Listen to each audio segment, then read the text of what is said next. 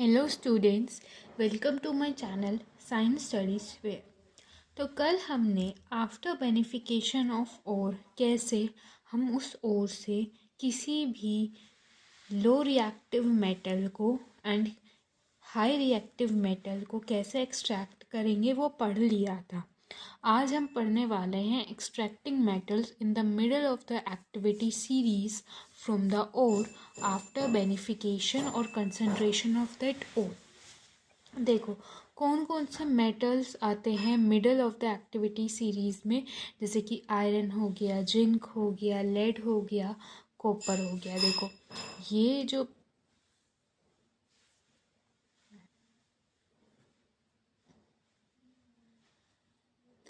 ये जो ऊपर ये मैंने रिएक्टिविटी सीरीज़ लिख रखी है, तो potassium, sodium, barium, calcium, magnesium, ये मोस्ट रिएक्टिव मेटल्स है।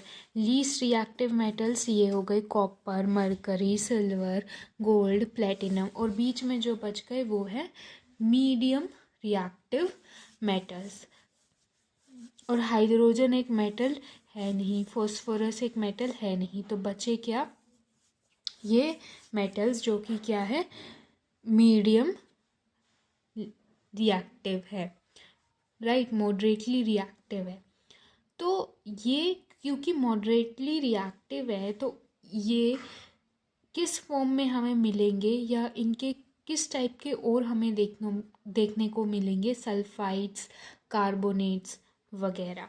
तो मैंने आपको पहले बताया था कि एक मेटल को उसके ऑक्साइड वाले ओर से एक्सट्रैक्ट करना आसान है एज़ कंपेयर टू उसके सल्फाइड या फिर कार्बोनेट ओर से ऑब्टेन करना। तो अगर मुझे किसी भी मेटल का सल्फाइड या कार्बोनेट ओर मिलेगा उन मेटल्स का जो कि middle of the activity series में है, तो पहले मैं उनके सल्फाइड और कार्बोनेट ओर को जो है ऑक्साइड ओर में कन्वर्ट करूँगी एंड देन उस ऑक्साइड ओर से मैं मेटल को ऑब्टेन करूँगी। तो यही लिखा है, so first the metal sulphides and carbonates must be converted into metal oxides. अब सल्फाइड ओर्स को मैं ऑक्साइड्स में कैसे कन्वर्ट करूँगी, रोस्टिंग प्रोसेस के थ्रू। रोस्टिंग प्रोसेस में हम उस ओर को हाई टेम्परेचर पर हीट करेंगे in presence of excess air, ठीक है। इसी प्रोसेस को हम रोस्टिंग कहते हैं।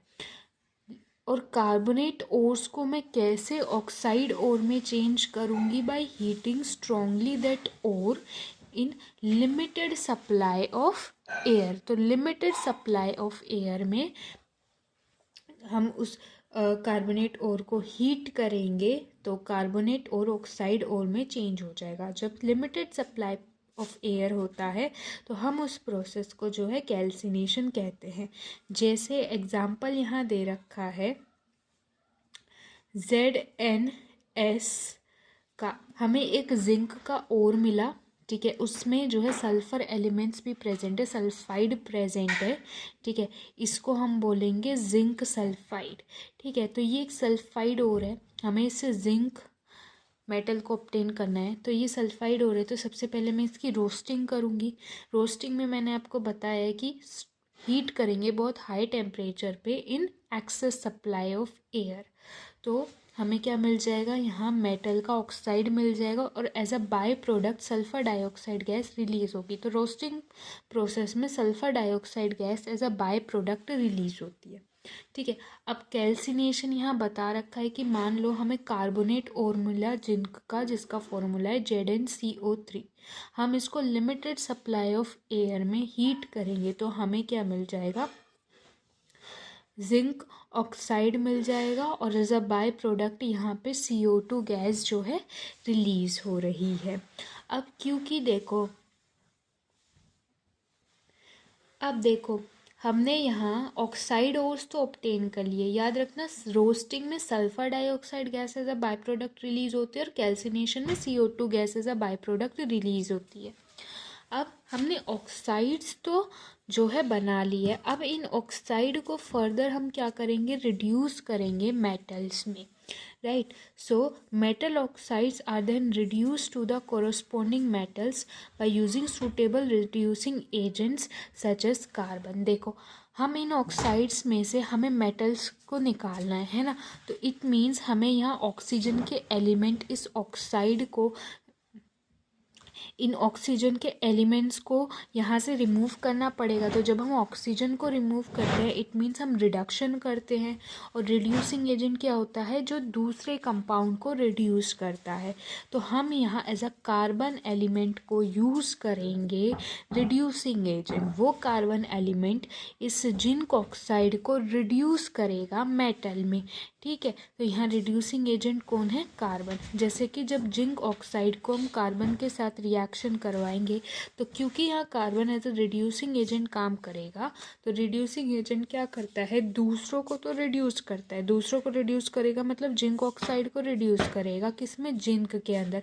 देखो जिंक ऑक्साइड का रिडक्शन हो चुका है क्योंकि इसमें से ऑक्सीजन एलिमेंट, ऑक्सीजन का एटम हट चुका है, और अपने आप को क्या करेगा, कार्बन ऑक्सीडाइज कर लेगा, और वो किस में कन्वर्ट हो जाएगा, कार्बन मोनोऑक्साइड गैस में। तो ऐसे हमने यहाँ पे वो जिंक का मेटल जो है ऑब्टेन कर लिया है, ठीक है। अब हम इन मेटल्स इन ऑक्साइड से मेटल को या तो आप एक रिड्यूसिंग एजेंट जैसे कार्बन को यूज़ करो और मेटल को ऑब्टेन करो, या फिर हम क्या कर सकते हैं, डिस्प्लेसमेंट रिएक्शंस को भी यूज़ कर सकते हैं। पहले हम ये पढ़ते हैं कि जब हम कार्बन को as a reducing agent use कर रहे हैं और जब मेटल ऑब्टेन कर रहे हैं, तो ये एक टाइप की क्या है, रिडक्शन रिएक्शन है, रिडक्शन प्रोसेस है, ठीक है। बिसाइड यूजिंग कार्बन, अब कार्बन को आप कोक की फॉर्म में या किसी और भी फॉर्म में आप यूज़ कर सकते हो, कोई भी आप कंपाउंड ले सकते हो जिसमें कार्बन हो, तो वो रिड्यूसिंग एजेंट की तरह काम करेगा। So beside using carbon to reduce metal oxides to metals, sometimes displacement reactions can also be used to reduce those metal oxides into metals। तो डिस्प्लेसमेंट रिएक्शंस को हम कैसे यूज़ करेंगे, इन मेटल ऑक्साइड को मेटल में कन्वर्ट करने के लिए हम क्या करेंगे, जिस भी मेटल का ऑक्साइड है ना, उससे थोड़ा हाईली रिएक्टिव मेटल को जो है इसके साथ रिएक्शन करवाएंगे।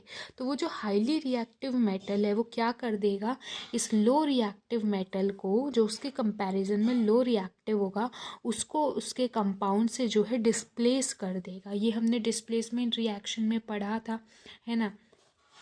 हमें पता है जिंक के लिए हाईली रिएक्टिव मेटल कौन सा होगा, पोटेशियम ले लो, सोडियम ले लो, बेरियम ले लो, कैल्शियम ले लो, मैग्नीशियम ले लो, एल्यूमिनियम ले लो, है ना। तो आप जिंक ऑक्साइड को अगर आपको रिड्यूस करना है तो आप क्या ले सकते हो, एल्यूमिनियम ले सकते हो। तो एल्यूमिनियम के साथ रिएक्शन करवाओगे तो एल्यूमिनियम क्या करेगा, जिंक जेडन को उसके कंपाउंड से रिप्लेस कर लेगा, मतलब जेडन को यहाँ से हटा देगा, ठीक है। अब हटाने का मतलब ये नहीं है कि यहाँ ALO बन जाएगा, यहाँ हटाने का मतलब ये है कि जिंक ऑक्साइड नहीं रहेगा, एल्यूमिनियम ऑक्साइड बन जाएगा, और एल्यूमिनियम ऑक्साइड का फॉर्मूला ये होता है प्लस जेडन हमें यहाँ मिल जाएगा, है ना। तो यही है डिस्प्लेसमेंट रिएक्शन, ठीक है। हम इसको आगे जो है बैलेंस भी कर सकते हैं।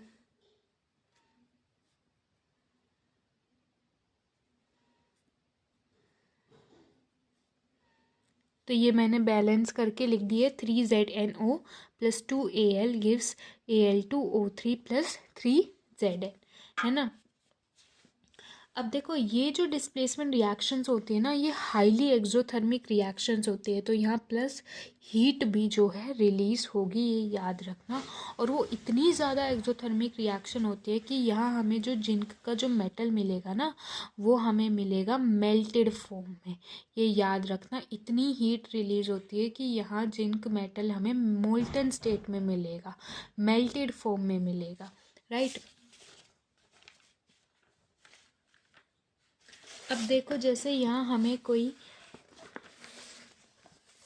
मैग्नीशियम का, मान लो कोई हमें सल्फाइड और मिला होगा, या फिर हमें मान लो ऑक्साइड और ही मिल गया, तो हम क्या कर सकते हैं, या तो हम कार्बन को यूज़ करें इसको रिड्यूस करने के लिए, या फिर हम डिस्प्लेसमेंट रिएक्शन को यूज़ करें। तो यहाँ मैग्नीज से ज़्यादा रिएक्टिव कौन है,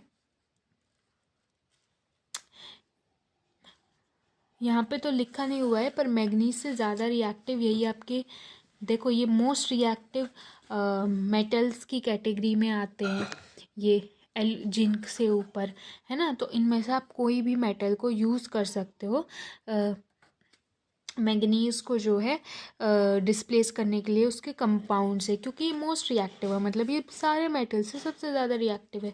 तो यहाँ पोटेशियम का भी यूज़ कर सकते हो, सोडियम का भी यूज़ कर सकते हो। जैसे यहाँ एल्यूमिनियम का यूज़ कर लिया, क्योंकि एल्यूमिनियम भी तो मोस्ट रिएक्टिव मेटल में आता है इन एक्टिविटी सीरीज़। तो यहाँ एल्यूमिनियम को जब यूज़ किया तो हमें यहाँ क्या मिला, मैंगनीज मिला, प्लस यहाँ एल्यूमिनियम का ऑक्साइड मिला, मतलब मैंगनीज ऑक्साइड नहीं बचेगा, एल्यूमिनियम ऑक्साइड बनेगा और हीट रिलीज़ होगी। और इस इतनी हीट रिलीज़ हुई कि हमें जो मैंगनीज का जो मेटल है ना वो लिक्विड स्टेट में मिला है। यहाँ लिक्विड स्टेट रिप्रेजेंट कर रहा है मोल्टन स्टेट में, ठीक है। वही लिखा है यहाँ पे, these displacement reactions are highly exothermic, the amount of heat evolved is so large that the metals are produced in the molten state। अब जैसे एक रिएक्शन है, जब हम आयरन थर्ड ऑक्साइड यानी फेरिक ऑक्साइड को एल्यूमिनियम के साथ रिएक्ट करवाएंगे, डिस्प्लेसमेंट रिएक्शन करवाएंगे, मान लो हमें ये एल्यूमिनियम आयरन का ऑक्साइड मिला, अब यहाँ से हमें आयरन मेटल ऑब्टेन करना है ना। तो हम क्या करेंगे, डिस्प्लेसमेंट रिएक्शन यूज़ करेंगे। तो आयरन से कोई हाईली रिएक्टिव मेटल लिया, जैसे कि एल्यूमिनियम मिला, एल्यूमिनियम लिया हमने, ठीक है। तो यहाँ में आयरन मिलेगा इन लिक्विड स्टेट, और आयरन ऑक्साइड डिस्प्लेसमेंट रिएक्शन का मतलब है ही क्या, कि आयरन ऑक्साइड नहीं बचेगा, एल्यूमिनियम ऑक्साइड बनेगा एंड हीट भी रिलीज होगी। तो इस रिएक्शन को जो है, इस पूरी रिएक्शन को हम थर्माइट रिएक्शन बोलते हैं। और इतनी हीट रिलीज होती है कि हम ऐसी रिएक्शन को कहाँ करवाते हैं, to join the railway tracks और cracks of the machine parts. तो ये रिएक्शन का यूज़ है कहाँ पर, because of the heat produced this reaction is carried out to join the railway tracks और क्रैक्ड मशीन पार्ट्स। अब कल मैंने आपको बताया था कि मैंने आपको बोला था कि NCERT में लिखा है कि top of the activity series में जो मेटल्स है उनको हम कैसे एक्सट्रैक्ट करते हैं, इलेक्ट्रोलिटिक रिडक्शन से, इलेक्ट्रोलाइसिस से। उनके लिए हम ये सारा प्रोसेस यूज़ नहीं करेंगे, क्यों, क्योंकि वो बहुत ज़्यादा रिएक्टिव मेटल्स है ना। So they can't be obtain from their compounds by heating with carbon. वहाँ हम कार्बन को as a reducing agent use नहीं कर सकते, वो कार्बन इनके ऑक्साइड्स को जो है रिड्यूस नहीं कर सकता टू द रिस्पेक्टिव मेटल्स। क्यों, क्योंकि एक तो ये बहुत ज़्यादा रिएक्टिव है, ठीक है, कार्बन इनके कंपैरिजन में लेस रिएक्टिव है, और वो कार्बन इनको रिड्यूस नहीं कर सकता है उनके रिस्पेक्टिव मेटल्स में, क्योंकि कार्बन से ज़्यादा रिएक्टिव है वो, और उनकी एफिनिटी कार्बन से ज़्यादा ऑक्सीजन की तरफ है, ठीक है। तो कल मैंने आपको NCERT लाइन ऐसे ही बता दी थी, आज इसका रीज़न हमें समझ आया कि ये लाइन क्यों मेंशन है यहाँ पे। जब हमने यहाँ पढ़ा कि मीडियम मॉडरेट रिएक्टिव एलिमेंट्स को हम कार्बन से रिड्यूस करते हैं उनके ऑक्साइड्स को, यहाँ पर लिखा था, तो मैंने आपको कल बताया था ये NCERT लाइन में मेंशन्ड है। आज इसका रीज़न बता दिया है कि कार्बन की बात अचानक से कैसे आ गई, कल आपने सोचा होगा, तो वो कार्बन की बात यहाँ से आई है। कल हमने ये टॉपिक कवर नहीं किया था, मीडियम रिएक्टिविटी मेटल्स वाला, आज हमने किया है। तो आज हमें समझ आया कि क्यों हमें हाईली रिएक्टिव मेटल्स को जो है ऑब्टेन करने के लिए, एक्सट्रैक्ट करने के लिए इलेक्ट्रोलिटिक रिफाइनिंग करनी पड़ती है, क्योंकि